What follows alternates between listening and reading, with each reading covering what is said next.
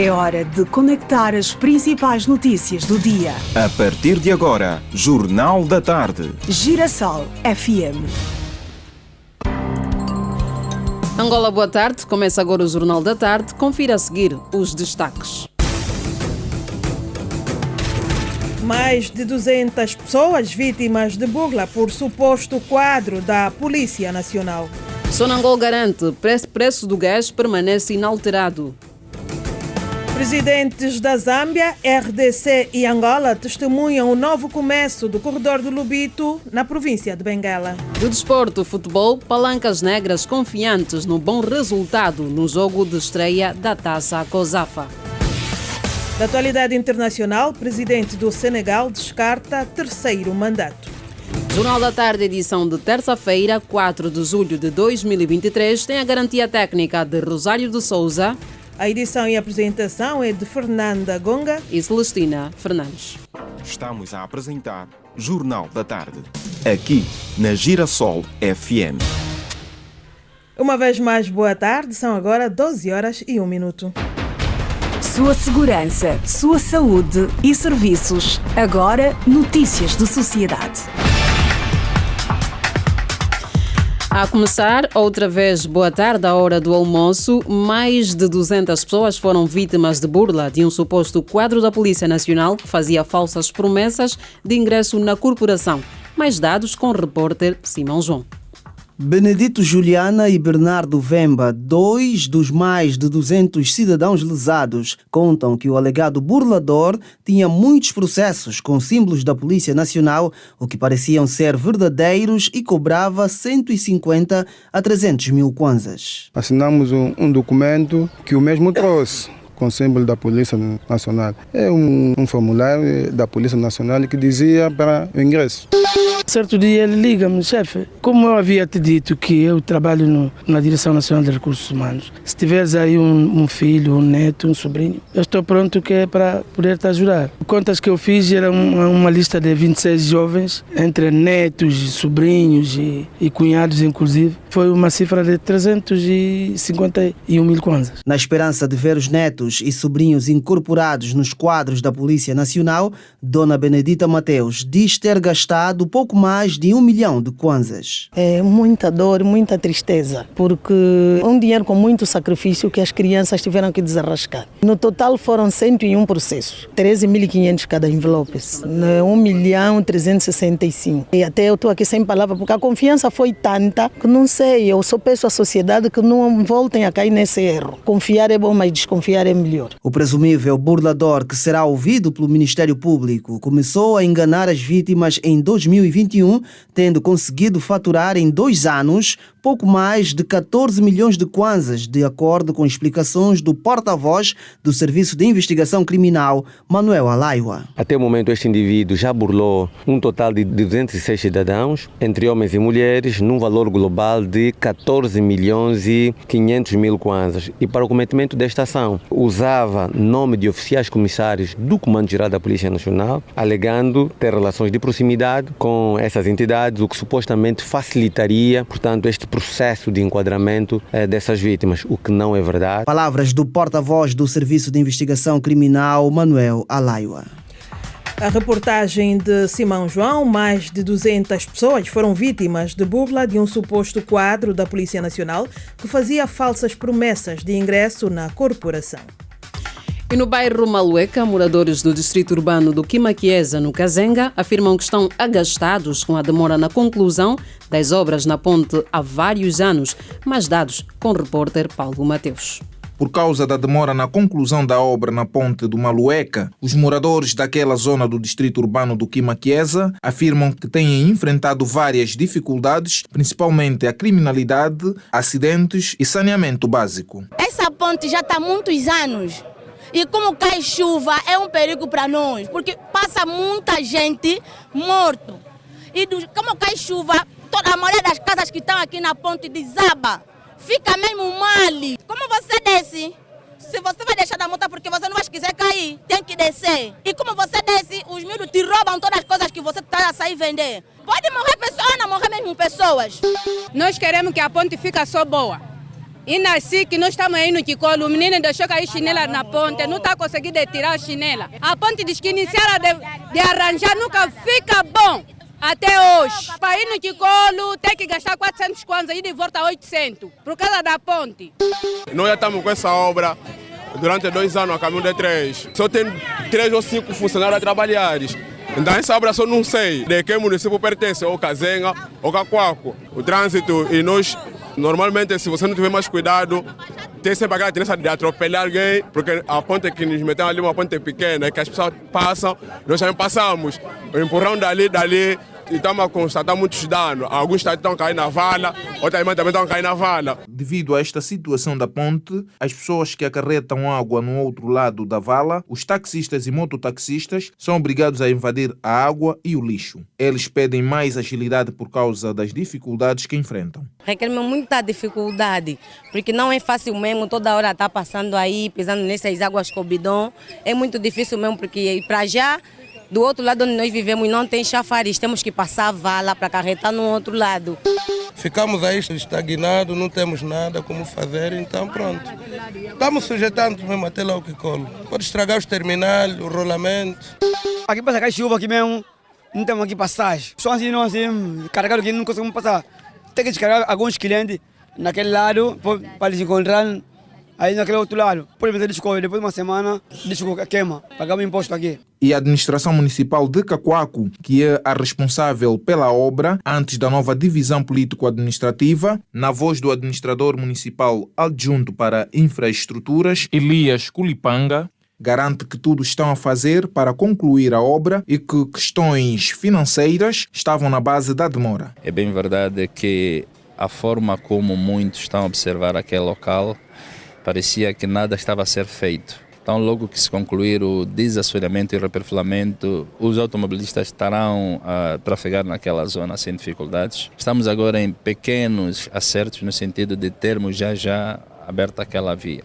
Um pouco mais de paciência pelos municípios, porque já aguardaram um bom tempo. Pensamos nós que dentro de mais 20, 30 dias tem a via aberta. Localizado no município do Kazenga, o bairro Malueca, antiga zona do município de Kakuaku, tem cerca de 8.000 habitantes. Moradores do bairro Malueca, no distrito urbano de Queimaquieza, agastados com a demora na conclusão das obras na ponte há vários anos. E nós seguimos. Mais de 60 postos de registro civil estão disponíveis nas maternidades para atender os cidadãos. Esta informação foi avançada pela Secretária de Estado para os Direitos Humanos e Cidadania, Ana Celeste Januário, que apelou aos pais a aderirem ao serviço de registro na maternidade a seguir ao nascimento dos bebés. É verdade que é necessário fazer a expansão deste registro nesses postos, do mesmo modo que devemos também estimular os pais no sentido de aproveitarem a possibilidade naquelas maternidades, naqueles serviços de saúde onde nós temos os postos para fazerem os registros, porque infelizmente ainda temos muitos postos que ficam vazios, que é contrário depois àquilo que vemos nos postos nas nossas conservatórias. Do mesmo modo que também sabemos que nem todas as mulheres fazem parte dos chamados institucionalizados. Então também tem o Ministério, com diferentes parceiros, trabalhado na questão com as parteiras tradicionais, com as autoridades tradicionais, com os registros na comunidade, para poder garantir o acesso daquelas crianças que não nascem nos partos institucionalizados. A secretária de Estado falou também que vários são os fatores que impedem muitas mulheres de registarem os seus filhos depois do nascimento. Muitas vezes as mulheres não fazem o registro das crianças porque os pais não as acompanham, não estão lá presentes no momento em que elas têm as altas para dar à luz. Também tem alguns aspectos tradicionais, culturais, que de alguma forma não permitem. Às vezes o nome ainda não está composto, ainda não está decidido, e isso tem sido uma limitação, em alguns casos, para que muitas das parturientes não façam os registros nas maternidades. Também aqui lembrar que nós realizamos a campanha Paternidade Responsável é o Apoio, exatamente para estimular os pais encarregados de educação a fazerem o registro. Então tem uma série de mecanismos que estão a ser criados, adotados e reforçados no sentido de que as crianças sejam registadas. Ouvíamos aqui a Secretária de Estado para os Direitos Humanos e Cidadania, Ana Celeste Januário, quando falava sobre o registro civil nas maternidades após o nascimento. Seu dinheiro, mercado financeiro, negócios. Agora, notícias da economia. São agora 12h10. O Estado de Israel pretende elevar o nível de cooperação com Angola nos mais variados domínios. A afirmação é do embaixador daquele país em Angola. O diplomata fez estas declarações recentemente em Luanda, quando falava aos jornalistas do estado de cooperação entre os dois países e mostrou o seu interesse em continuar a cooperar com Angola, principalmente em resolver os problemas que afetam diretamente à população. No último ano nós tivemos inúmeras visitas de oficiais angolanos a nível de governo, gestores públicos, diretores de empresas públicas a visitar Israel. Então isso mostra o movimento e a proximidade que os dois países têm estado a tomar nos últimos tempos. Devagar nós conseguimos olhar para a proximidade que os dois países têm estado a trabalhar. E nós temos diversas semelhanças. Temos o setor da agricultura. Sempre vamos falar da agricultura, mas podemos falar de outros setores como a gestão dos recursos hídricos, a questão do clima, temos a questão da seca no Cunene, a dificuldade para ter água potável, água para o consumo humano. Então, uma série de questões que os dois países podem trabalhar mutuamente.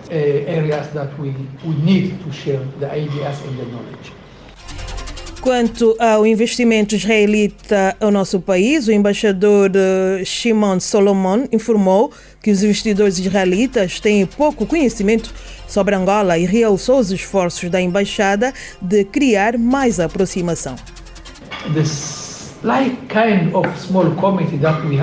Eu criei uma espécie de slogan que é justamente para dizer que a diplomacia é a plataforma correta para qualquer setor, que seja para os negócios, para os empresários virem para Angola. Se existir uma plataforma diplomática, isso transmite confiança e que os governos estão aliados. Então, hoje eu sinto, de parte dos empresários israelitas, há um interesse maior em Angola, justamente por causa dessa movimentação diplomática positiva que se tem feito nos últimos tempos.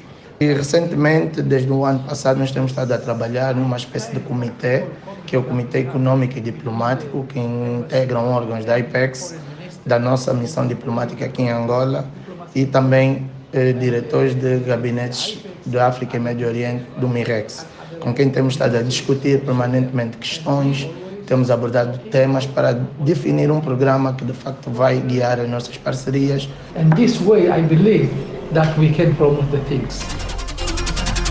Aqui as traduções, ou melhor, a tradução das palavras do embaixador de Israel em Angola, Shimon Solomon, quando falava aos jornalistas sobre a cooperação entre os dois países que teve um retomar em 1993. Israel é um país do Médio Oriente considerado a Terra Santa. Seguimos. Nas últimas semanas, os cidadãos na província de Luanda têm registrado a escassez do gás de cozinha em vários pontos da capital. O facto tem preocupado a população pela carência que advém com a especulação de preço. Entretanto, a petrolífera estatal angolana Sonangol alerta que o aumento dos preços do gás de cozinha não correspondem à verdade.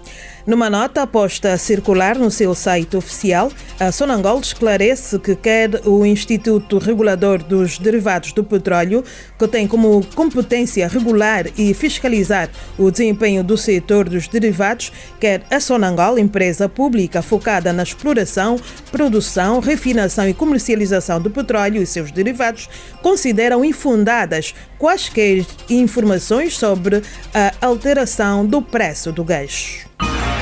Agora, política de Angola e do mundo. O corredor de desenvolvimento do Lubito facilita o transporte de passageiros e o acesso logístico para a importação de bens e serve como catalisador da produção doméstica.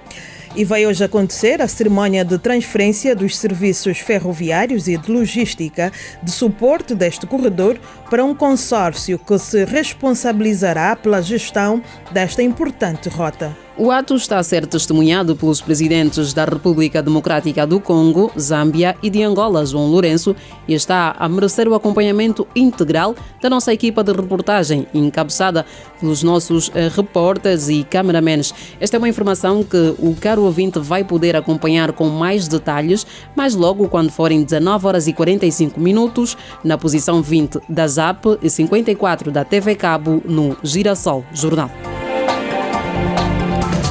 Angola vai efetuar hoje oficialmente a ligação em fibra óptica terrestre com a República Democrática do Congo e a República da Zâmbia na cidade de Lubito, em Benguela. A ligação em fibra terrestre com a República Democrática do Congo foi feita entre as operadoras Angola Telecom e a Liquid DRC através de 2 circuitos ponto a ponto, interligando nomeadamente Luanda e Kinshasa. E vai possibilitar o acesso aos serviços de voz e dados de utilizadores nacionais e internacionais. A ligação entre Angola e a República da Zâmbia foi realizada conjuntamente entre as operadoras da Unitel e a maior operadora de telecomunicações móveis do continente, MTN.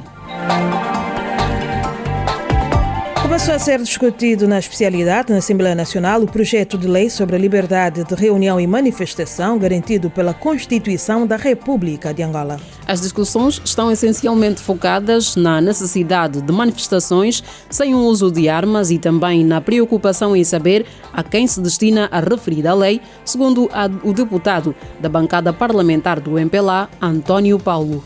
Uma reunião de um partido político realizada na sede está sujeita a essas regras? Não está. Mas uma reunião de um partido político realizada na cidadela está sujeito a essas regras? Esse é que é o problema. Está como exercício do direito de reunião e de manifestação ou está porque interfere com o funcionamento da autarquia e requer necessariamente uma autorização porque o volume de pessoas que vai estar lá requer, por exemplo, restrição de circulação para os outros cidadãos, requer presença da autoridade pública. São coisas diferentes. No projeto de lei, a UNITA propõe que as autoridades só possam impedir reuniões ou manifestações que decorram em lugares públicos quando estas se afastem da sua finalidade pela prática de atos contrários à lei ou à moral. Para a deputada Mihaela Weba, da bancada parlamentar da UNITA, partido proponente do projeto de lei, o dia foi bastante proveitoso. Se a própria Constituição já vem estabelecer que a manifestação e a reunião têm de ser pacífica e sem armas, significa dizer que todos têm o dever de não levar armas. E só aqueles que a lei permite que estejam armados, no caso, os agentes da Polícia Nacional, é que podem estar efetivamente armados. Vamos esperar que, a continuar assim, saia uma lei efetivamente democrática e que sirva os interesses dos cidadãos angolanos. Aqui as palavras de Mihaela Weba, deputada do grupo parlamentar da UNITA. As discussões na especialidade sobre a proposta de lei de liberdade de reunião e manifestação retomam nesta quarta-feira. E agora vamos para a província do Cunene, que lidera as estatísticas do tráfico de seres humanos com 60 casos desde 2015. Estes dados foram avançados na terça-feira em Luanda, hoje em Luanda, pelo Diretor Nacional dos Direitos Humanos, Yannick Bernardo, durante o workshop que decorre desde ontem com a participação de vários profissionais da comunicação social de todo o país. Há uma maior incidência nas províncias transfronteiriças e Cunene encabeça essa estatística. Por duas razões. A primeira tem a ver com o facto de Cunene ser uma província transfronteiriça com um fluxo migratório bastante intenso, fundamentalmente por razões comerciais com a República da Namíbia, através da fronteira de Santa Clara. As pessoas à procura de oportunidades de trabalho, de negócio, expõem-se e ficam praticamente numa situação de vulnerabilidade ao longo da fronteira. Outro fenômeno importante é o fenômeno que deriva das alterações climáticas. Há um número considerável de cidadãos da província do Cunene, pela particularidade que Cunene tem no âmbito da seca e da estiagem, e não só da província do Cunene, também da província da Huila e da província do Namibe, que se deslocam à República da Namíbia à procura de melhores condições. Yannick Bernardo disse igualmente que a província do Cunene tem o maior número de casos em investigação. Pelo menos é uma província que reporta que tem estado a fazer um trabalho aturado e tem estado a dar uma resposta salutar porque produz estatística e mais. É a província que tem o maior número de casos em investigação e o maior número de casos julgados. E fruto disso também é das províncias que nós temos uma atenção especial no âmbito da formação de magistrados. Ouvíamos o diretor nacional dos direitos humanos, Yannick Bernardo. A província do Cunene lidera as estatísticas do tráfico de seres humanos, com 60 casos desde 2015. Chegou a hora dos destaques do desporto.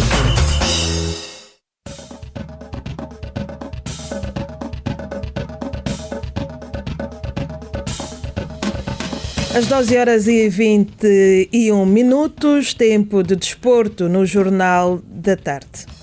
A Seleção Nacional em Sub-23 continua a intensificar a preparação em Durban, África do Sul, tendo em conta a Taça COSAFA, que se vai realizar em terras de Nelson Mandela, de 5 a 16 do corrente mês. Angola faz parte do grupo C, com Moçambique, Mauritânia e Lesoto. A primeira partida será diante de Moçambique no dia 7 de julho, no Princess Magogo Stadium.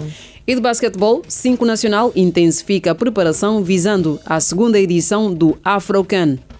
Da página internacional, Djokovic inicia a defesa do título de Wimbledon com vitória. E mais desporto é daqui a pouco no Grande Jogada.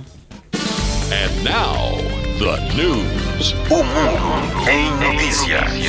O mundo em notícias. Atualidade internacional. O presidente do Senegal, Macky Sall, descartou nesta segunda-feira a possibilidade de concorrer para um terceiro mandato.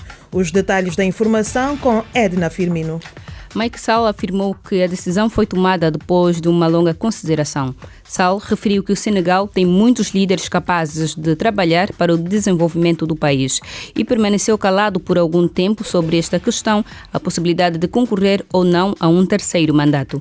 Este facto gerou tensões no Senegal, país considerado um exemplo de democracia na região ocidental de África, zona marcada por conturbações, já que a Constituição senegalesa permite apenas 2 mandatos para cada presidente. O secretário-geral da Organização das Nações Unidas, António Guterres, e o presidente da Comissão da União Africana, Moussa Faki Mohamed, e o presidente do Conselho Europeu, Charles Michel, saudaram a decisão do presidente senegalês. Michel, de 61 anos, foi eleito pela primeira vez em 2012 para um mandato de 7 anos e outra vez em 2019 para um mandato de 5 anos, depois de uma revisão constitucional do mandato presidencial. Acompanhe a previsão do tempo em Angola. Na região norte, a cidade do Is é a mais fria, com uma temperatura mínima de 16 graus centígrados. Na região centro do país, a cidade do Ambo é a mais fria, com a temperatura mínima de 10 graus centígrados. E na parte sul do país, a cidade do Lubango, na província da Huila, é a que faz mais frio, com uma temperatura mínima de 9 graus centígrados. Luanda está com 20 graus de temperatura mínima e 25 de máxima. Estes são os dados do Instituto Nacional de Meteorologia e Geofísica, INAMET, e é com a condição do tempo que nós colocamos um ponto final neste jornal e vamos recordar os destaques. Mais de 200 pessoas vítimas de burla por suposto quadro da Polícia Nacional. Sonangol garante preço do gás permanece inalterado. Presidentes da Zâmbia, RDC e Angola testemunham hoje um novo começo do corredor do Lubito na província de Benguela. Do desporto, futebol, palancas negras confiantes no bom resultado no jogo da estreia da Taça COSAFA.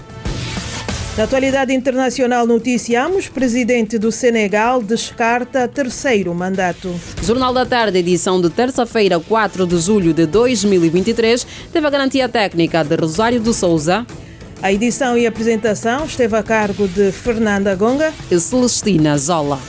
Boa tarde, às 12h30 tem o Desportivo a grande jogada. A Girassol FM apresentou Jornal da Tarde.